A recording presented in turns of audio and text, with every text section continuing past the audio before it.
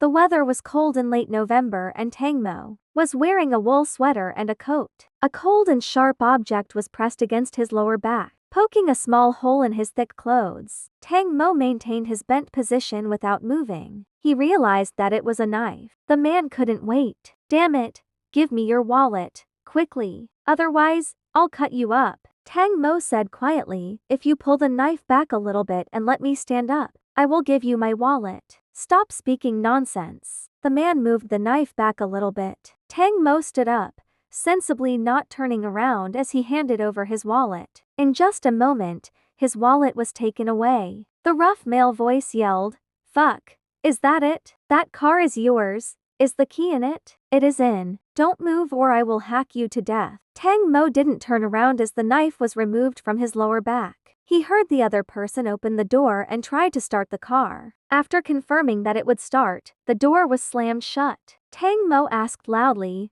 "My baggage is in the trunk. Can you let me take it?" The car started for a moment before stopping again. The man said impatiently, "How can you speak about such trifling matters? Your baggage is also mine. Fuck off. It is getting colder. Let me take some clothes." "Brother, I will freeze to death on such a cold night. Just one piece of clothing is good." The man swore a few times before opening the place, placing the knife against Tang Mo's waist again and said coldly, "Hurry up and take a piece of clothing. Otherwise, I will be forced to kill you." Tang Mo turned around and saw this person clearly. The man had greasy hair and there were gray spots and stains on his clothing. After discovering that Tang Mo was looking at him, the man seemed like a frightened animal that didn't want others looking at him. He gulped and said, "Hurry and take your clothing." He had used the knife in the past. Tang Mo nodded. This man was a thief. Tang Mo walked to the trunk and opened it. "What is this thing? A match?" the man asked with a strange expression.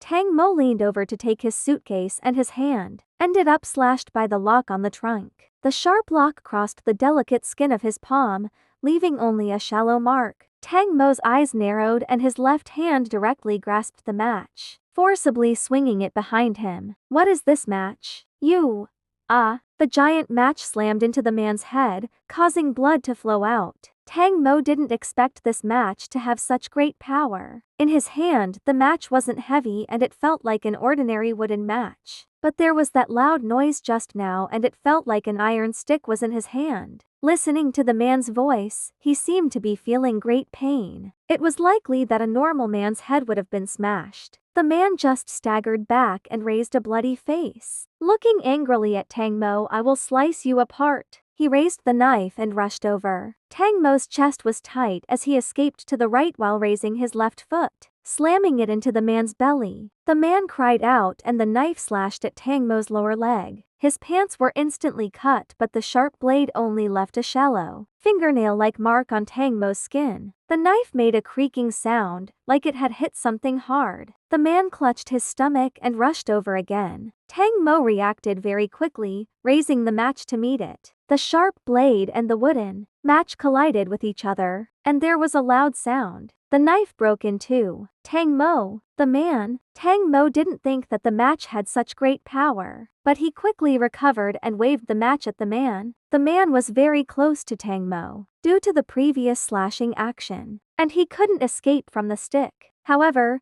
just as the match was about to hit his head again, countless red bills suddenly fell from the air. Tang Mo had never seen so many 100 yuan bills. It was like a small hill. The countless 100 yuan bills fell from the sky, forming a wall between the match and the man. It served as a buffer for the man and he was only knocked to the ground. "Don't kill me. Don't kill me." The man trembled and begged for mercy. Tang Mo stopped the action of a blow. He lowered the match and leaned down to touch the money. "Where did you get so much money? Where did they come from?" These were real 100 yuan bills. The man looked at the giant match with fear and explained, "I am a thief. This morning, all the people on the streets suddenly disappeared and I stole a lot of this. This afternoon, I ran to a bank and took all the money that could be found." This wasn't what Tang Mo wanted to know. "Where did you hide the money?" The man raised his right hand and showed him a light blue tattoo on the wrist. "I took it out from here. When I stole the money, I found that I could place the money in this tattoo. I've had this tattoo for a long time and can only store money in it. Just now, I was almost killed by you and subconsciously took the money out of the tattoo. Tang Mo nodded and looked down at the tattoo on the man's wrist. There was a flash and a half-foot-long knife emerged and headed straight for Tang Mo's eyes. Die for me. The giant moved quickly through the air. Tang Mo didn't block as he broke the knife. The red matchstick moved in an arc and struck the man's head. There was the sound of something breaking and the man's eyes were huge, as if he couldn't believe Tang Mo and the match in his hands. Then the heavy body crashed to the ground. Tang Mo's face changed as he touched the man. He's dead. Tang Mo watched the dead man with a complicated expression. He stared for a moment before raising the man's right hand and carefully examining the pattern on the wrist. The night was too dark and he had been a bit far away. Tang Mo didn't notice until now that the tattoo was a symbol. Then he picked up the man's left hand and found that the tattoo on the wrist was that of a knife. Tang Mo watched for a moment. Suddenly, the tattoo disappeared and two knives appeared on the ground. His heart jumped and he looked at the man's right hand. The head also disappeared and there was another pile of 100 yuans bills on the ground. Tang Mo headed to the car and took out a book.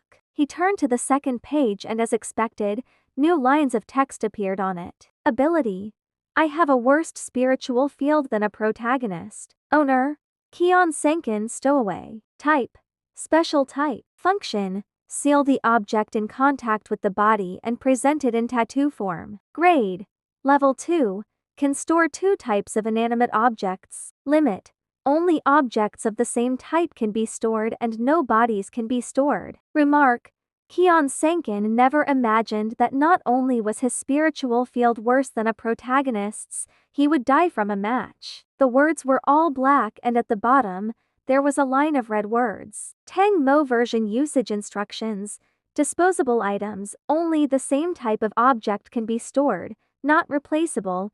Friend, think about what you want to store. Stowaway? Tang Mo stared blankly at this word for a long time but couldn't think of anything. He could only temporarily give up. He might want to slap the book but this was his ability. Tang Mo quickly understood the man's ability and how to use it. Keon Senkin was a thief and he also awakened an ability. His ability was to store inanimate objects in his body that could be used at any time. As long as they were the same item, the number of storage capability was unlimited. Tang Mo didn't know what the ability grade was, but it was assumed that this ability could be upgraded. Keon Senkin could only store 2 types of objects. He chose money and knives. Truly a short-sighted money. In this situation, money had no effect and was just a waste of paper. However, Keon Senkin was reluctant to give up money. Keon Senkin was a bit clever. He knew how to deceive Tang Mo by saying his money was stored in a previous tattoo, not revealing his own ability. This gave him the chance to attack Tang Mo with the knife tattoo. Fortunately, Tang Mo had never relaxed his vigilance. Unfortunately, if the second object that Keon Senkin was another type of weapon instead of money, he might have had a chance to survive. Tang Mo looked at the cold corpse of Keon Senkin on the ground and then the knife and money. He didn't hesitate to press the giant match against this wrist. There was a red flash of light and the match disappeared. Then a small matchstick tattoo appeared on Tang Mo's left wrist. The power of the giant match was beyond Tang Mo's expectations. Storing the match meant it could be used as a hidden weapon. It would be less threatening when he later met people like Keon Senkin. Tang Mo looked down at read the book. The name of Keon Senkin's ability had become Ability: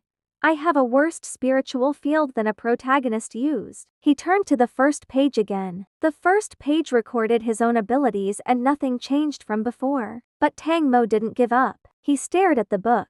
After 5 minutes, a line of text slowly appeared. Remark: Tang Mo clearly knows that when he killed that man, he ate everything from the other party and didn't give any money. Tang Mo's eyes became smaller and the fingers holding the book trembled. Is it really only murder? A minute later, another line of words was seen. Note: but how can I tell Tang Mo that he could get other people's abilities without killing Tang Mo? Bang! A book was mercilessly tossed by its owner into the pile of money. 3 minutes later, Tang Mo coldly picked up the book. He grabbed a handful of bills and buried Keon Sankin in his favorite thing, money. After completing all of this, he took the book and continued driving to Shanghai.